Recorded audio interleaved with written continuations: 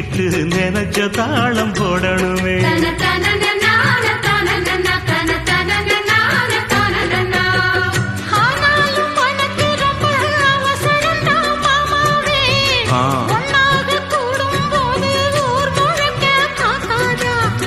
பார்த்தாலும் தவறு இல்ல பனியுறங்கும் ரோசாவே, உன்னால சொத்த வச்ச மூக்குலதான் வைக்காத.